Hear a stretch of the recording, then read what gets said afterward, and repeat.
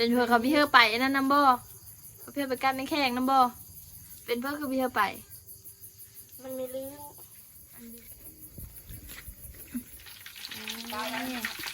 กดเป็นตัวแซ่บด้วยแซ่บสุกเรียบร้อยแล้วเดี๋ยวปรุงกันทุกคนเอ้ยน้ำกระเหลิงละ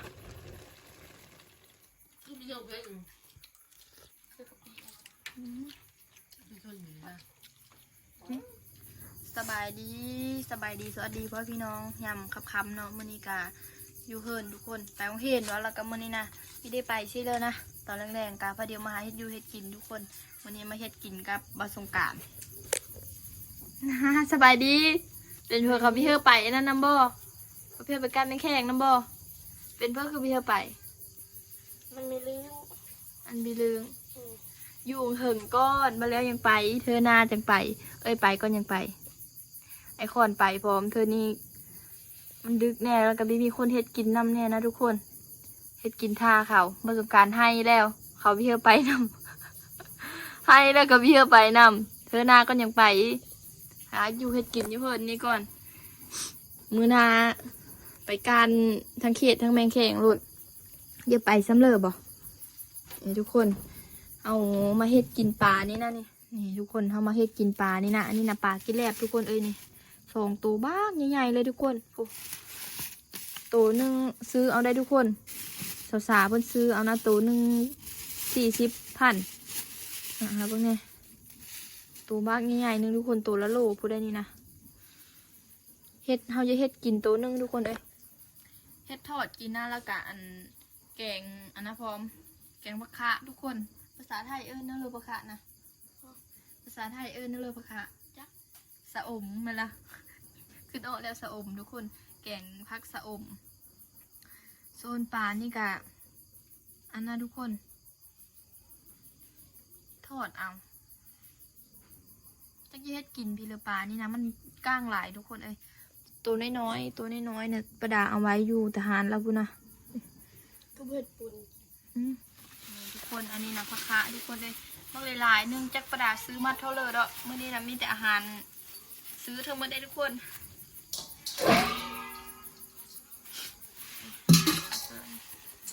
ที่เขาสิแกงผักคะนี่แล้วก่อนเพราะว่าซอมเขาโคปลาพี่เลยทุกคนมันกระหึงเติมนะผักคะนี่ซุปพร้อมซอมโคปลาแล้วเสร็จแกงเมื่อนี่ได้ทุกคนมาพินนะมากผักคะนี่นะแกงกินนะนี่หลายเลยจักมัดเขาเลยประมาณมัด10,000นี่แล้วทุกคนซ้ำนี่นะยามนี่ขันเฮิร์เลอร์บิได้กกบิได้ปุแบบพักคะนี่นะได้ซื้อได้ทุกคนเพราะว่าอยู่แถวป่าแถวดงอยู่หน้าเฮากะมันดับเมื่อแล้วเขาเฮ็ดให้เฮ็ดหน้าเสื้อแล้วกะดับเมื่อพร้อมทุกคนเอ้ยนี่พักคะจากมือก่อนจะไปเลาะเบิ่งเธอมันยังมีอยู่แถวโซงเฮาอยู่หน้าเฮานะพอดีกินแล้วพักคะกะป้าทุกคนเดี๋ยวไปหาแกงก่อน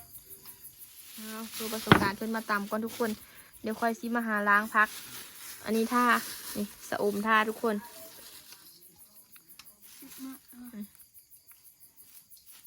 พี่เลอว่าเบ้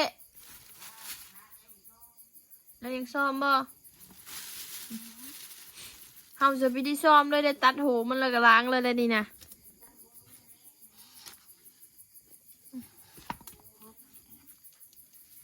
มาทุกคนมาล้างพักอันนี้ก่อน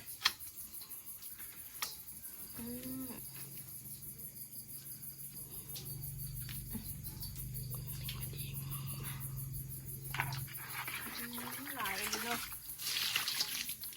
เยอะมากเลยสะอมเขาภาษาไทยสะอม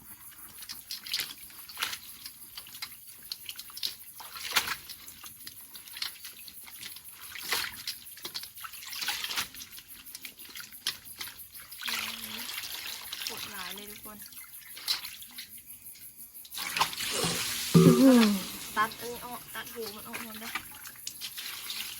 แกงก็ง่ายๆทุกคนเอ้ยแป๊บเดียวกันแล้วนี่เธอมันซุกหลายพร้อมซุกพอดีแล้วกับปรุงเพราะว่าย่ามันซุ่มนะหลายพอจ้ะ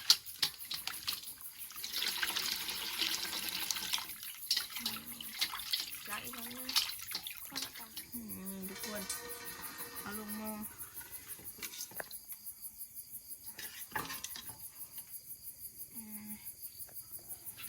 ล้างแล้วเสิร์ฟมาคิดก่อนบาสงกรานต์เพิ่นยานเพชรให้เต็กแสบเลยอันนี้นะ เพชรมันไม่แซ่บ มีเพชรซ้ำมาคิดซ้ำนี่น้อย สามะน้อย ๆมีเพชรอันเพชรกระเจ้าก็กินอันอื่นก็มากินตัวนี้กัน เดียวกันใส่ได้สบาย อันนี้ช่วยเต็กดีแสบเลยได้กันเลยขาดแป้งนมไม่ได้ใส่จุกๆเดี๋ยวเอาน้ำไปเสิร์ฟก่อนทุกคนนี่ได้อยู่ครึ่งหม้อเลยหลายๆเลยแกงกินแต่มันเพียวๆเลยทุกคนอันนี้นะทุกคนค้างหม้อขึ้นก่อนแล้วก็ดูดังไผ่เสิร์ฟแป๊บเดียวซุปบอสงกรานต์เพิ่นว่ามันนานสุกทุกคนไม่เคยเฮ็ดกิน มันน้ำชุก แป๊บเดียวดังไผ่ลุกๆเลยค่ะมันก็ลุกขึ้นแล้วค่ะพอมันซุกจะน้อยกดบอกแล้วก็ปรุงมันไม่ได้เนี่ยไป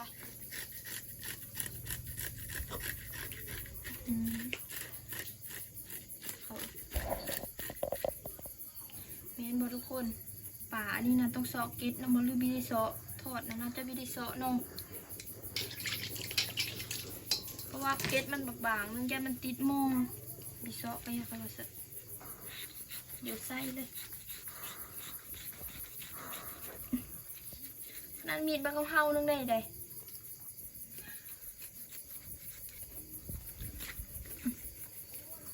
กาสกา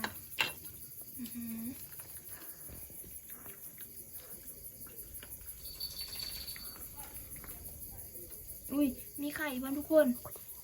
นะคะมีไข่พอง ไม่ค่อยเสียนะ นะคะมีไข่ มีไข่ด้วยอ่ะ ไข่โคตรใหญ่เลยทุกคน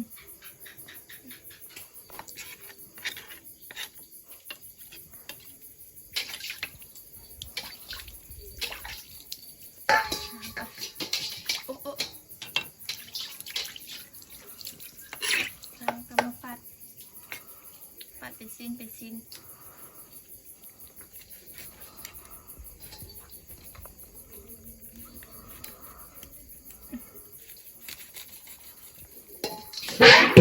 เราจะล้างมาเดียวเลยนะทุกค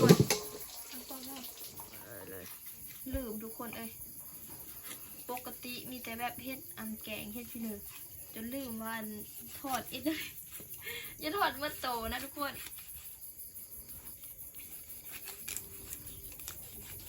ทอดมันโตเลย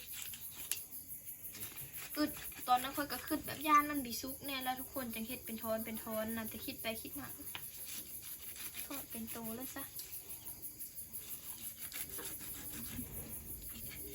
เฮ็ดเป็นไม้ตีนกาแล้วมันโถถึงเดียวต้องซุกไว้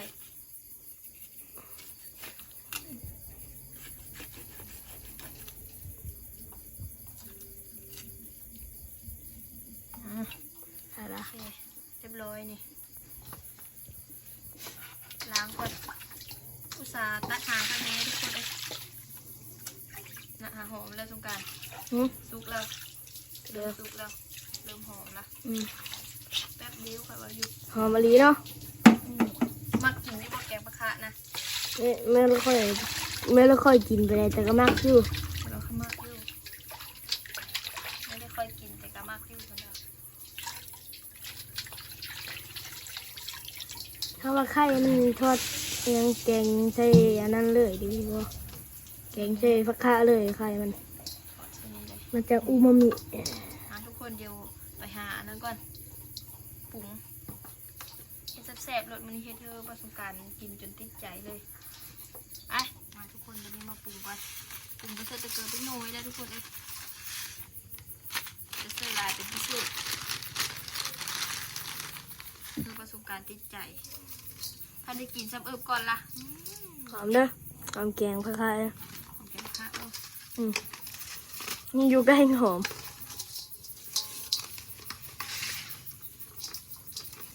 เอาไปเอาซอกทุกมุมเลย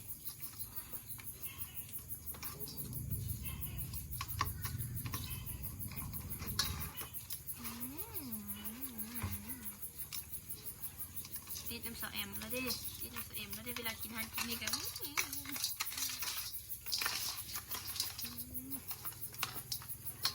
ข้าวโตๆเลย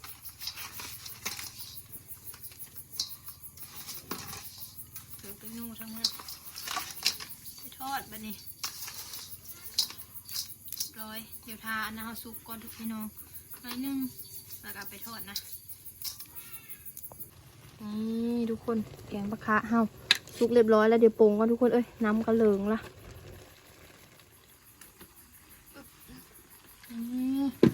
ปักซิมเบิ่งก่อนทุกคนเอ้ยเป็นยังไง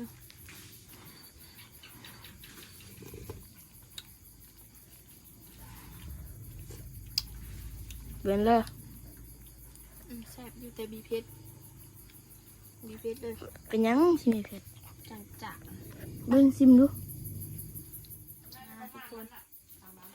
กินนั้นก่อน ตะกล้องสิเลียนละตะกล้อง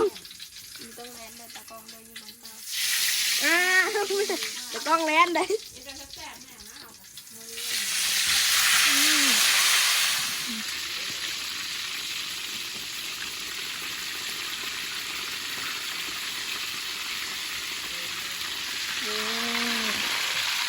ทอดปลาค่ะ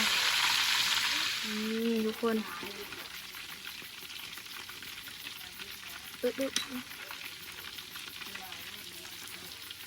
เฮ้ย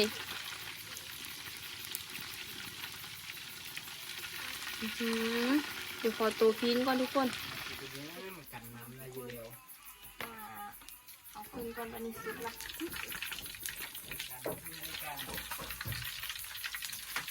ตีแล้ว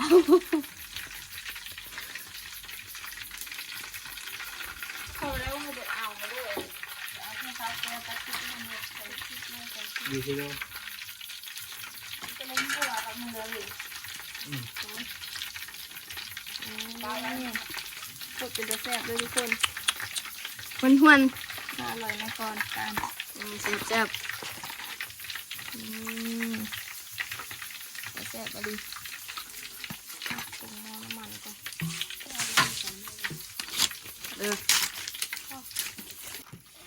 ทุกคนเดี๋ยวซิมไข่มัน มีไข่ป่ะ นี่ไข่ นี่เลย อันนี้มันคือกรอบกระดก ก็เรียนเป็นกลาง เป็นอะไร อยู่มา ฮะเป็นอะไรไข่มันนะยอดไข่ ขึ้นไปเนี่ยมั้ง บ้องอ่ะ ขึ้นเลยใครมาฮะนี่ใคร ลองซิมมาก่อนแม่เจอทอดปลานิ่ม ขยางก็ต้ม มานี่มันคิดแล้วเนี่ย ที่เดียวกัน เดเพชรแล้วเพชรแล้วเพชรแล้วพอดี ที่แม่กระทาไปเอาเพิ่นเจ้าไปเอายุบกายเพิ่น บอกมันแล้วว่านั้นขายแล้วชอบมาก บอกเนาะ อะไรเนาะคุณก็ยากเขาขามันแค่เคยรู้ว่าอันดื้อๆเหรอมันมันกินไปเยอะ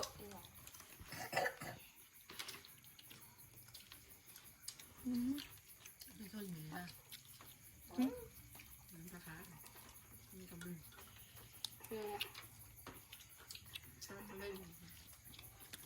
กินนะที่เลิกภาษานะ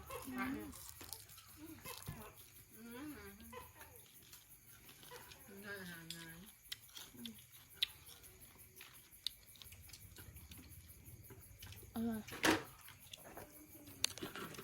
ชอบมาอ่านชอบมาอ่าน ก็อ้นอันนั้น เอ็มเจชอบปะ แซ่บแบบ ตัวงานชอบปะ บานดักเลยมึงคือ ทุกคนตอนนี้ก็เอาไป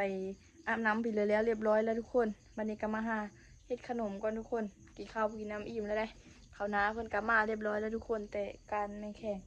นี่กำลังเฮ็ดขนมอยู่ประสบการณ์กำลังปั้นอยู่ทุกคนเพิ่นปั้นเป็นได้ทุกคนเพิ่นมาปั้นซอยค่อยตลอด เฮ็ดก็คุ้มขนาดนั้นลูกค้านะคันเพิ่นได้เฮ็ดนะก้อนมันใหญ่ๆเฮ็ดก็คุ้มลูกค้านะโอ้กินก้อนหนึงอิ่มข้าวเลยกับการเฮ็ดนะคะนี่กับขันมันขึ้นนี่กับขันขนมนี่มันขึ้นนี่กับแห้งกับเต็กใหญ่กว่านี้อีแล้วนี่อันนี้อันนั้นจะชื่อนี้นะ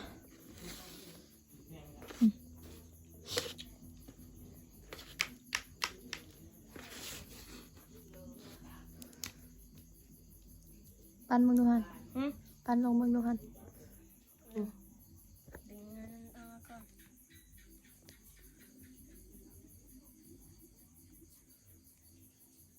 ปั้นเป็นได้ทุกคนเห็นเอานะพี่ได้ไปที่เดินน้ำหมูก็ได้เฮ็ดขนมนมคอยอยู่เพื่อนนี่ได้ทุกคนเลย